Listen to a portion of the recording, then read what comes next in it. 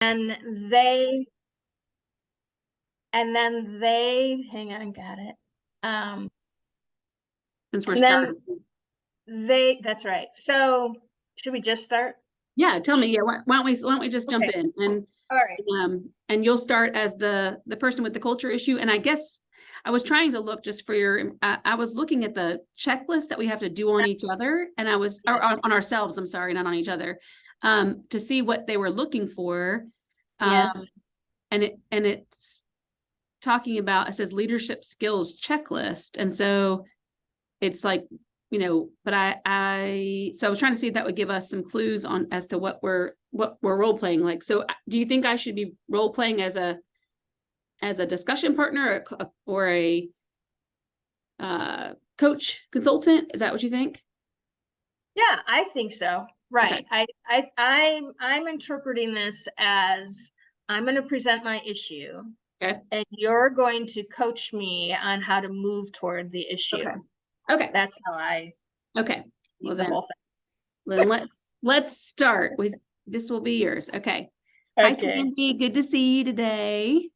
Good to see you, Karen. Yes. I'm looking forward to the conversation. Yes, well, I know we've touched base that we wanted to have a specific conversation today, specifically about a culture issue in your organization. And so, is there anything else we need to jump to before we get into that part? No, I don't think so. I am curious what time frame we have. Sure. Yeah. Looking at the time, let's take the next 15 minutes Yep. and chat about this. Mhm. And see if we can make some progress, and then we can always regroup for another conversation another time.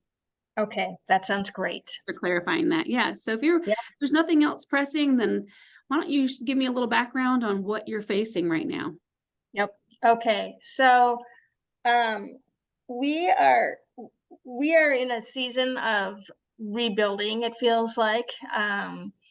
And our culture has been one of quite a bit of creativity over the years. And there's been, like, often historically, up until before 5 years ago, and I've been there for 16 years, there was the sense of having say and input. Like, everyone on staff worked with a lot of autonomy. We were pretty creative people. We rely on volunteers to produce ministry, to produce our ministry for people. And uh, so over the last 5 years, there has been, especially with COVID, so we had our whole strategic leadership team changed over. And as COVID came in, as they were the last ones were retiring and the new internal transition was happening to a new senior pastor and an additional role that was added in, COVID hit.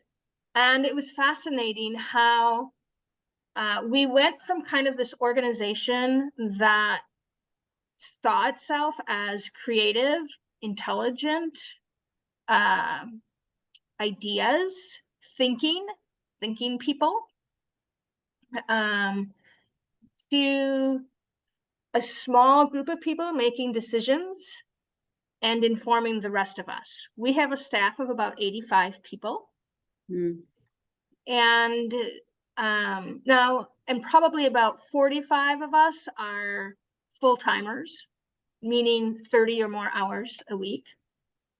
And so I actually had a conversation with one of our executive team during COVID about, wow, this feels really different. Like, you are trying to foster, it's a time of tension and turmoil from politics and cultural shifts relating to race, to COVID stuff. And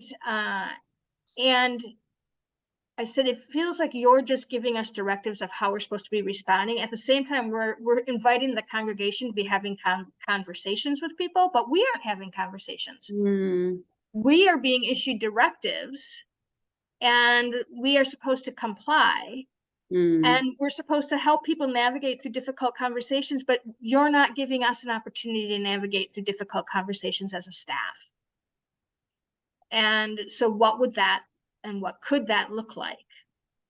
And there was a like, oh, he's very thoughtful. He's one of my favorite coworkers. But it didn't go anywhere. He's Mm, also a 9 on the Enneagram. And so it didn't go anywhere. mm, And so now, as we've kind of all settled down from all of that, and they're trying to put into place, like we just had a training on distinctives. What makes us distinctive as a church, in the community, as a staff, and we also have had a training on women in the workplace, because we've been historically a paternalistic organization that has been shifting in the last several years to include women elders, women teachers. But on staff, there's still a lot of paternalistic tendencies.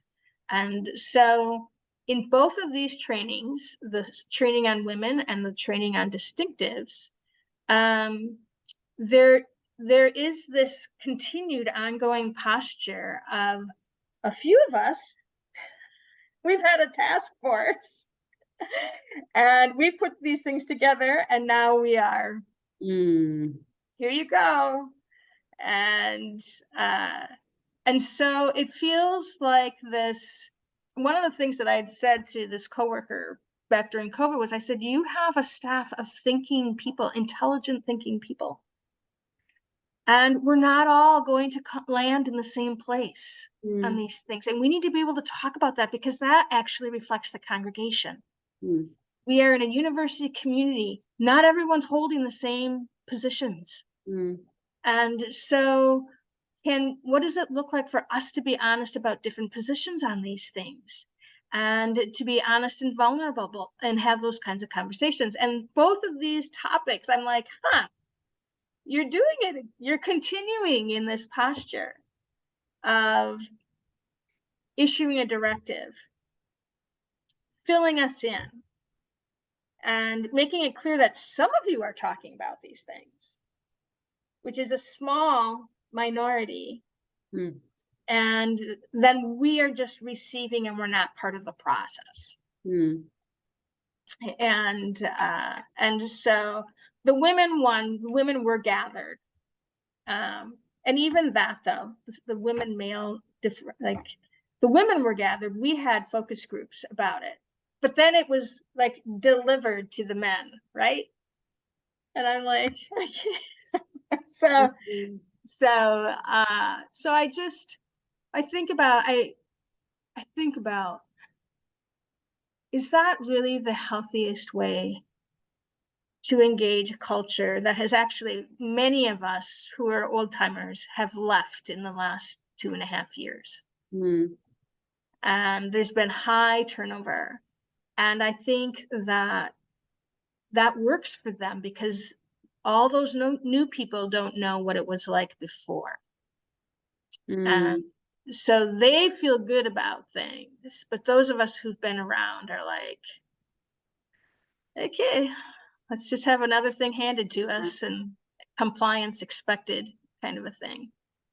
Yeah, so you mentioned in there, I mean, that this kind of happened, around surrounding the cultural tensions in the, in our nation, but also around COVID, and but that also coincided with new leadership.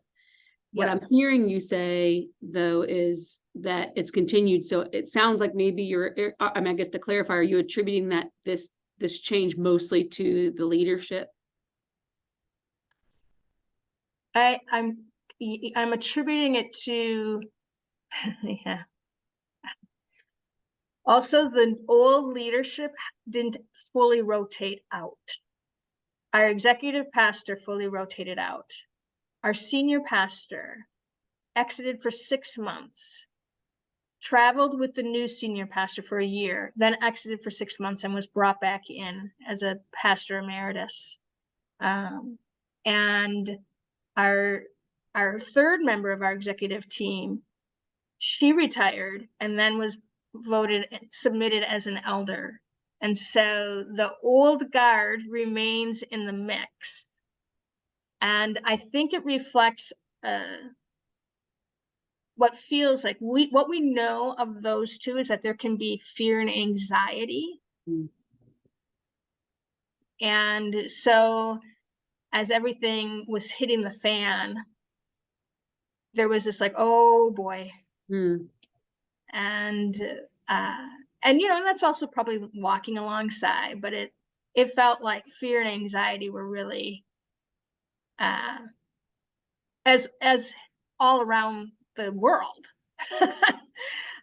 Fear and anxiety was prevalent, and they just were losing sight of, by being so directive, you think you're minimizing Mm. uh, fear and anxiety, but you're stirring up Mhm. other Mhm. forms of um, loss of autonomy, Mhm. loss of input and creativity.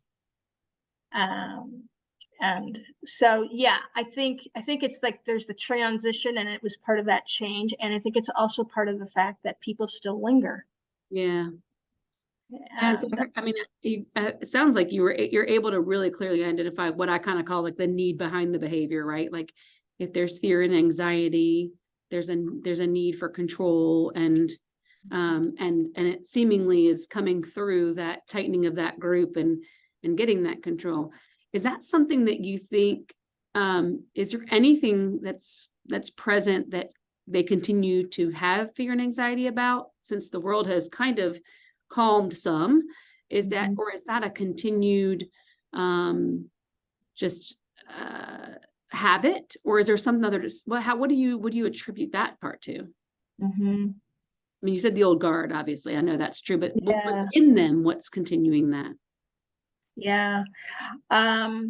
So the old guard is gone, but they were all internal hires also. Mm. And so there is the uh this is there is an element of fear and anxiety being part of the habit Mm. that's kind of just in there, and that has always been exhibited in the organization by we keep our cards close to our vest. Mm.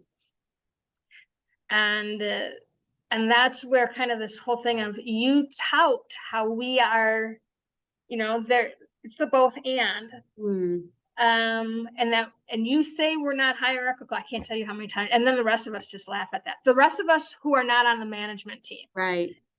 And because we're like, oh, you just are bearing, you're just telling yourself what you want to hear. Yeah, well, and I know you're in the midst of an organizational class, and talk often about espoused values, right? Espoused values not necessarily always being experienced Mhm. among the staff and the congregation, for that matter. And since our time is short today, with a couple of Yeah. minutes left, I kind of would love to know. Um, I think when we reach these places, right, and we start to see something for what it is, we have to make a decision. Are we are we going to try to affect change to deal with this cultural issue? Can we find a way? What have we tried? And so I kind of want to hear from you on that. What do you feel like your role is in helping with this cultural issue? Mhm. Mhm.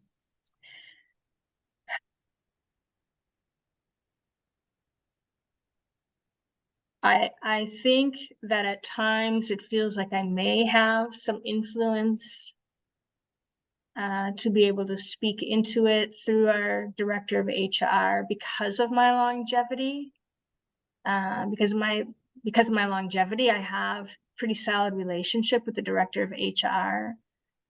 Because of the recent journeys that I've been through with my current supervisor, who is the executive pastor, the new executive pastor, I feel like my voice matters. Mm. But because of my role, and that the pastor of care really sat at all those tables, I know that it's newer for my voice to be heard at a different level. And so I'm actually not sure how much influence. It's kind of like this thing where he leaned back when I start talking about, hey, I'd love to share some things, and there's not any lean in response.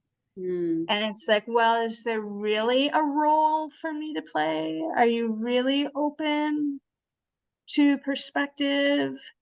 Or are you once again holding your cards close to your vest and mm, telling me what maybe I want to hear, but that's not what's really going to come to fruition?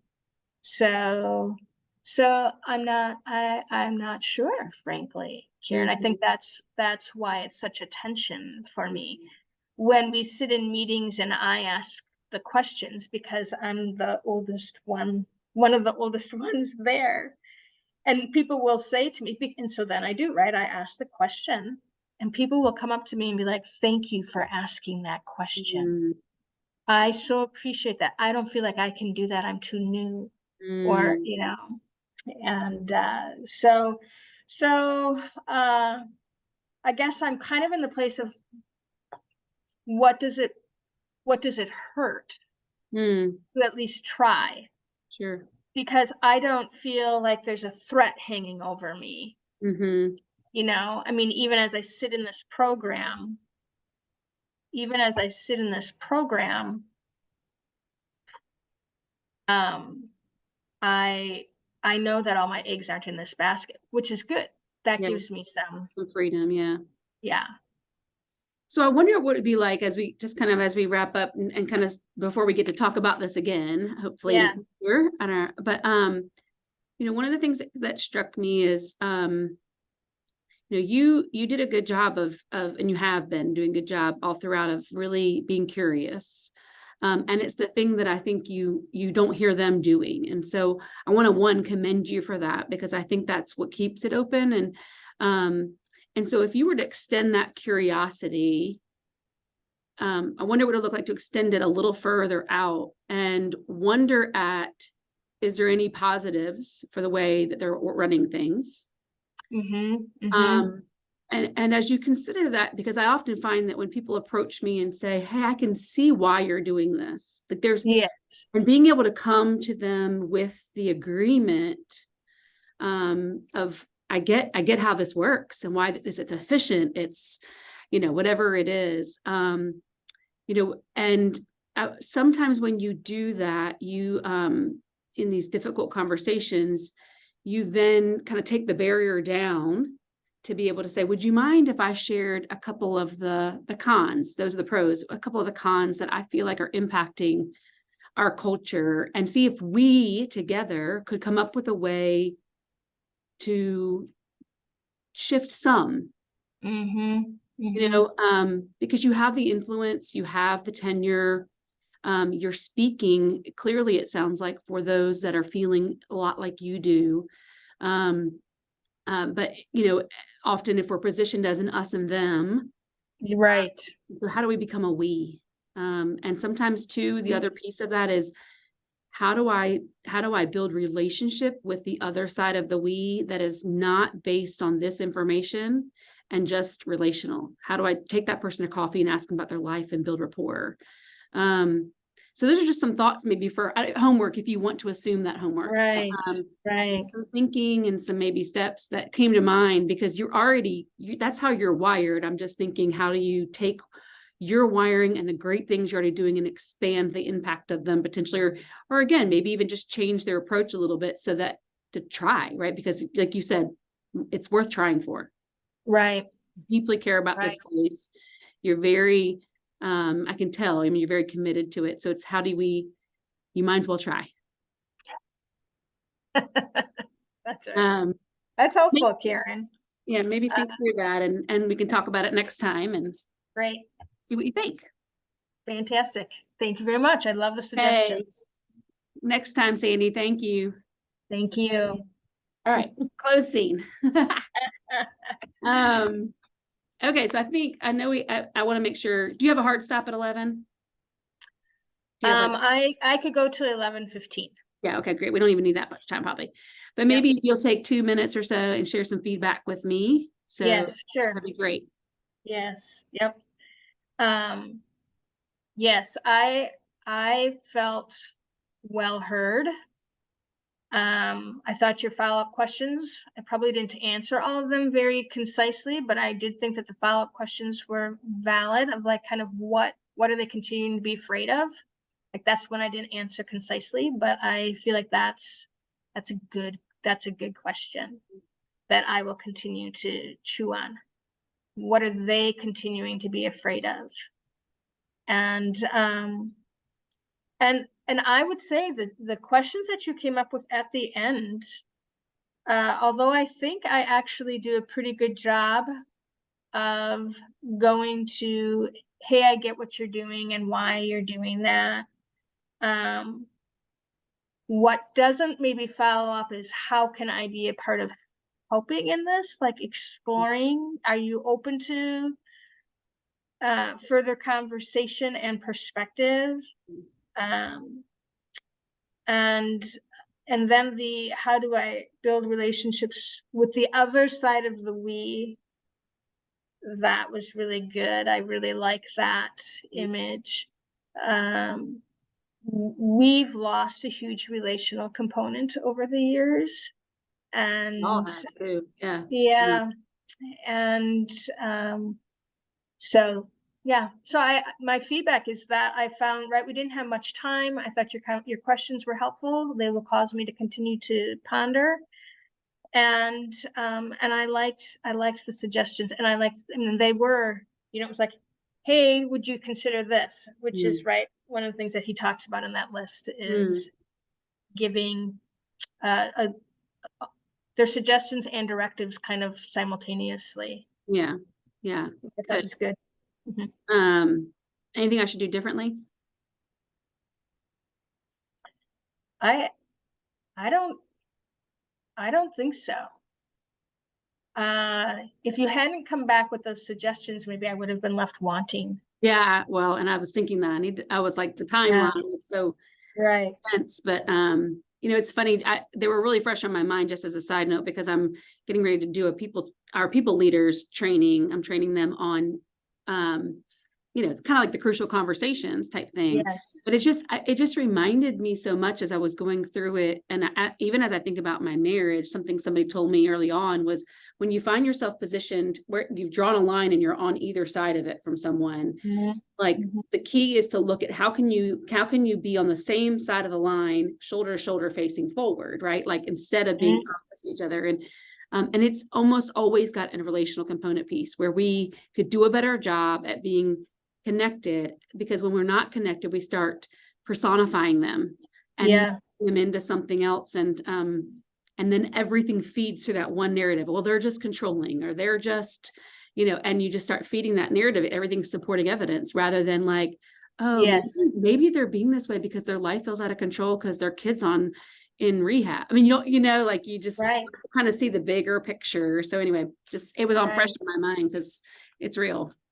Right. That's right. Great. That's great. Okay. Well, All right. ready to switch spots? Yeah. Okay. And we'll go 15 minutes. So that'll take us just before 11, and then a few minutes for feedback, if that's okay. Okay. Yes. Okay.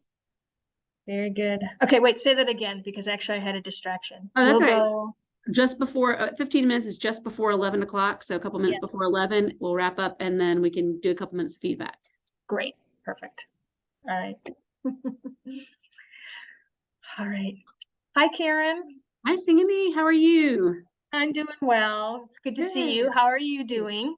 I'm doing well. Yeah. Good, good. I'm always interested and curious to hear where you're at. I know you've had lots of changes and transitions going on, and today we're specifically, targeting culture concerns, and so I'm eager to have that conversation. Is there anything that we need to touch base on before we dive into that issue? So no, I'm just looking forward to this, hoping to get some clarity as we talk. So I'm grateful for the timing of it, but no, I think I'm good. Great, great. I know our time is not long, and so let's go ahead and dive in, and I'll try to monitor that time closely as we move through it. Perfect. Well, yeah, as I thought about what I really needed to kind of talk through with you today, I think I've shared some of this, but our organization, we have launched, 3 to 4 new products over the last couple of years, post-COVID, even. And we have made 2 acquisitions, one here in the US, one in Germany. So lots of growth and change. Unfortunately, the new products have not been as successful in the market as we'd hoped. And I think we have really determined, there's always what's the variable that's not working. And a couple of years ago, we made the decision that, we think it's the sales model. We had been in a part-time model, so they were carrying multiple products in their bag, and that wasn't really working. And so we decided to have them focus on the main business and hire field application specialists that they could kick those other product leads up to. Well, in theory, there were lots of leads coming in, but they were all really unqualified leads, and it wasn't working, and the products didn't take off. So in an effort to shift things again, this past fall coming into 23, we went to an incentive plan, a commission plan for our sales team. We took everybody full time. Anybody who didn't want to go full time got exited. And so a lot of shifts in even sales leadership, and a lot of people who, who said, I don't want that, and off-boarded, I don't want to be a part of that type of structure. And quite honestly, part of the structure is accountability. They now have a quota of X amount of this type of product sales, and with that though, there's a commission, and an unlimited, uncapped commission. So it's for the right salesperson that's a hunter, it's a very exciting thing. But some people aren't making it. And so there's hard decisions to be made, as you can imagine. And the thing that so with all of that background, the thing that's happening in our culture is with this new sense of accountability. People in the organization are tempted to say, that doesn't feel very, and they use the name of our company is Transnetics. That doesn't feel very Transnetics-y. We've always been a company where it's very family feel, it's people come first. It's really whole person care of the employee. But there's this sense that they feel like us terminating people or things like that is counter to our culture.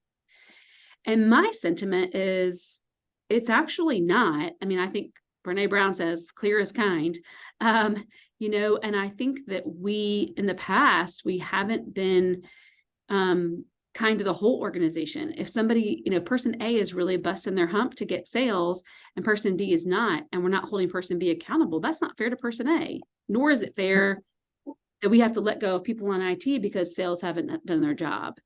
So it doesn't feel, I think there's this misconception of what our culture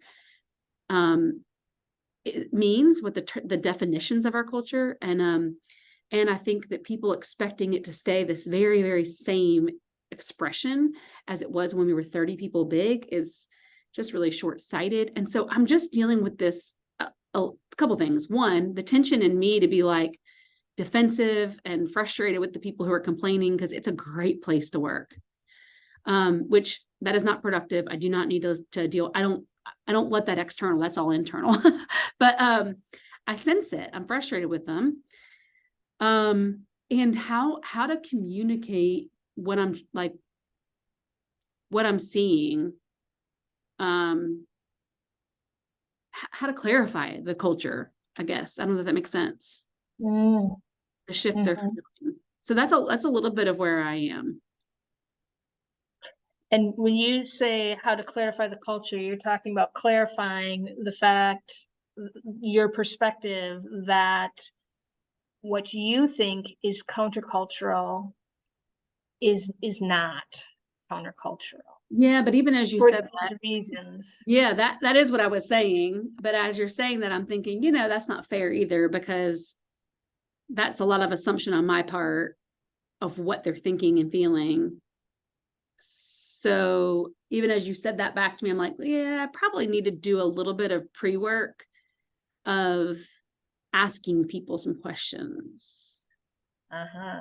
and not assuming that their responses and stuff are actually, because as I'm unfolding the story to you, I'm like, shoot, they could have a lot of anxiety in that change, and it could just be that they're speaking out of fear. And sometimes when we speak out of fear, we sound really definite. We try to make, when we're fearful and there's things unknown, we try to make uncertain things certain, I think.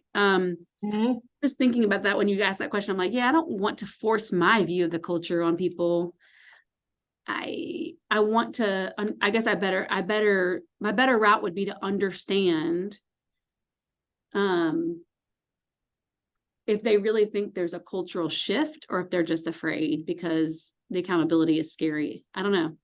Yeah.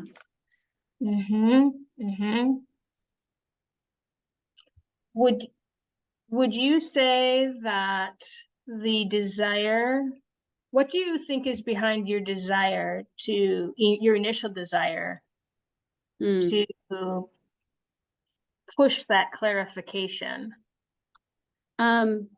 I think there's some sense, if I'm like total transparency, I think this is a great place to work. And I think that people lose sight of that when they stop being grateful for the amazing things that are offered and start becoming entitled or demanding and expecting things, right? And so if I've seen that shift, and for some reason it bothers me, and it's probably just a personal kind of trigger of mine, just that like I'll give you an example. Our rehire rate of people who leave here thinking there's something better and wanting to come back is really high. Like there is that is the grass greener? And I'm going to tell you that not many people find greener grass after leaving here. It lasts them for about a month, a year, and then they're like, hey, could I come back? It's a great place to work. And so part of me, when I hear people internally saying like, oh, it's just not the way it was. And, because because of being adults, because we're hiring and because we're making decisions to separate from somebody who's not actually working, like that feels so crazy to me. So I think my motivation is to really be like, remind them of how great the culture is. But, even again, as I'm saying that, I'm like, why not focus on the positives and of like, doing it instead of going and confronting somebody, right, and saying like, I don't feel like you're appreciative. I'm not that I would do this, but but that mentality of like, I don't think you're appreciating the culture and it's not changing, and trying to combat that. Why not celebrate the culture in a positive way and highlight it, and then also go to people who are saying things and saying, hey, how are you feeling, and just letting them have a voice, so Yes. instead of sitting in my frustration and What does it feel like and sound like for you to embrace the both and that they do see it as a good place to work and this is tough and maybe feels threatening? Yeah, I'm not good at integration, Sandy. I'm not good at it. Because, and it's not about Karen in this situation, right? But I'm as a representative of the organization who I think highly of the organization, it's my perfectionistic tendencies coming out. Like you can't have a negative view of this place. It's great. Yeah. So that's very fair. What you're asking me is, can I integrate the two? Can I hold both in tension? And the answer is, of course. I'm not real great at it. So what does it look like to move toward that, even as you anticipate moving toward people? Like if you, it seems like you would benefit from integrating that so that you give them space to integrate it. Yes. Yep. I think that's right. And I think, I'm a part of a class right now that's doing a organizational culture project. And I got permission from my professor to actually do it on my organization, like to reverse it as if because we're in this big cultural shift, I want to kind of almost do a pulse check. Yeah. And also we're about to make another acquisition. And so as I think about these subsidiaries who are like, what should we integrate from the parent culture? What should we, that kind of thing. I want to be mindful. So I think you're right. I think that project's going to give me the opportunity, because one of the things I said I was going to do in that was go and interview people in each of the parent and subsidiaries, and at different tenures and different ranks in the organization, to be able to ask them, like, what's your experience of the culture? And specifically when I'm defining culture there, I'm really talking about our values. We have 20 written values, and that sounds like a lot, but we go over one value every week, like on a standing cycle. And so they're very well known.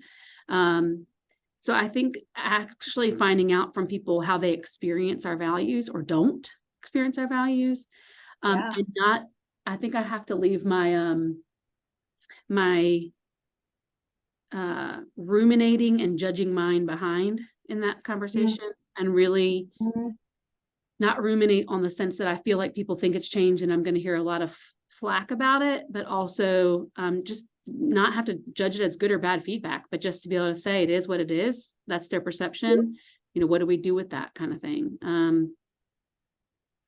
So, and I think for myself, back to your question, I think for myself, yeah, I have to just accept, I think I have to accept that, like, there will be people who experience negative things in our culture. And that's not because we're a bad company or have a bad culture, but because we're very diverse and our experiences lend for different things. I need to shift my mindset. You're not saying it to me, but it's what I'm it's what I'm coming to is I need to be integrated in this and allow for more space there. That's right. Yes. And I wonder, Karen, as you kind of prepare to take this from here, there are a couple of things that have come to mind. It sounds like you almost perceive that in their comments and concerns, that those are viewed as negative. And I'm wondering if you are able to identify the potential threat that you hear from their comments. And as you talk about leaving your ruminating and judging behind, what crossed my mind was, and you said, I just need to accept it. And I'm wondering, is it just acceptance, or is there a gift in it? Is there a gift to be found in their concerns and challenges that actually benefit the company, and to be kind of on the hunt for the gifts that are in their feedback and in their input that is directly related to their concerns? Amen. Yeah. No, I think those are really fair questions. In fact, I'm thinking about, in other areas we've done this, right? Like after all of the heightened racial tension in the US, we took a look at, like, what were we doing with diversity, equity, inclusion, and belonging here? And we surveyed our folks and asked them specifically cultural questions about that, got feedback. And from that, we created a committee and subcommittees that are creating great programs. We have a statement, we have training, and that was all because it was like, okay, not, oh no, we're in trouble, we don't have this. But like you said, like, my perspective there was very different. It was like, how can we leverage the diversity of the people that we have here and how they feel to be better? And I don't know why. I think somewhere in the midst of this particular process, I think probably because of my close linkage to sales over the years, and I think I just I've been too myopic and too close to it. So yeah, I think that's great. I think I'm gonna sit with that and ask myself reflectively, what is the threat? What's the threat, Karen? Like, because I tell people all the time, when we used to say we were hiring somebody that was a good culture fit, and I've changed that language and said we're hiring people that are culture adds. I want them to change the culture. I want them to bring who they are and change it. So I'm like, why isn't that my mentality? Why am I threatened? I'm not. I'm not threatened. At the heart of it, I'm really not. I think my mindset was too fixed out of defensiveness, because I was focused on the fact that it was about accountability and performance, and that people couldn't be adults about that and not feel entitled. And I think that's not really the issue. That's just That's a little, so I think that's a great thing. I think that will be my perspective as I go into these questions with people is I'll be looking for the gift that could benefit us. So I think that's great. Thank you. Excellent. So as we wrap up, what's your greatest takeaway here from this time? What's really like, Yeah, that I'm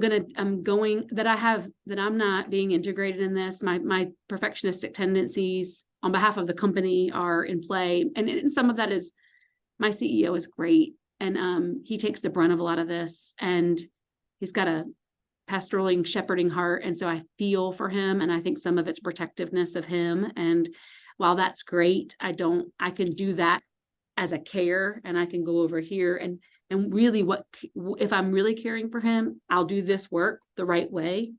Because that's what's going to benefit him in the long run, not being defensive on his part or behalf. So yeah, I think that I'm going to do this reflective work on what the threat feels like. I'm going to try to be more positive about presenting our culture and caring for him separate and apart from also then going to these interviews and really looking for the gift as if I'm on a gold hunt, a treasure hunt, rather than, a battle of defense. So no, it's really helpful. Thank you. Excellent. Fantastic. I'm eager to hear how that treasure hunt goes and how that integration goes. That ownership piece of what's yours and what's his in terms of your CEO. Yes. Cool. That's great. Nice work. Thank you, Sandy. Thank you, Karen. All right. Thank you. It was so helpful. It's so funny when we do these things. It's like, wow, I'm an idiot. Like I'm just talking to you, and I all of a sudden, and that's the thing about coaching, right? Is right. You're helping someone else discover what's already inside of them and bringing clarity to them. So that was really helpful for me. And again, like you said to me, the end part where you asked me those questions, those were like gold. But yeah, with just you asking the questions, I was like, oh, I'm not integrating. Oh, I'm not letting other people be integrate. I mean, it was just obvious when you asked great questions and listened, and you made something really clear that wasn't clear to me. So. Okay. So that is excellent. And sometimes in this coaching realm, right? Like I'm always like, okay, is that too direct of a question? I know. I feel that way too. I can feel that way too. Yes. So yeah, did any of it feel too direct, or is there any feedback that would be helpful, constructive feedback? Yeah, no, I struggle with that same thing, Sandy, because I obviously I can be pretty directive. But for me, that works. So, and my coach is like that too. My executive coach is like that with me. And I think that it's probably something that as a coach, I probably need to approach my clients and say, I tend to be this way. I will try to check in with you. I mean, or I'll have to watch and see what the person is like and grow in that. But no, it didn't feel that way to me. I felt like you just kept asking me the next question of discovery. And even when you gave me those things at the end, I think you said, what would it look like for you to consider? Is there a gift to be found? So you didn't really, it wasn't directive, no, I just found it really helpful. Great. You tuned, you listened, you asked great questions. It was that very helpful coaching session. Outstanding. Thank you. I keep telling people, I'm like, oh my gosh, it's amazing what 15 to 20 minutes can accomplish. Yes. Blows my mind every time. I know. Super helpful. Super helpful. Well, I don't know what this sheet looks like to fill out, but I do know that what I'll do is I'll take this recording, I'll upload it to YouTube, and then I'll make it public so that you can share the link as well in your assignment. Okay, great. Perfect. And the sheet looks pretty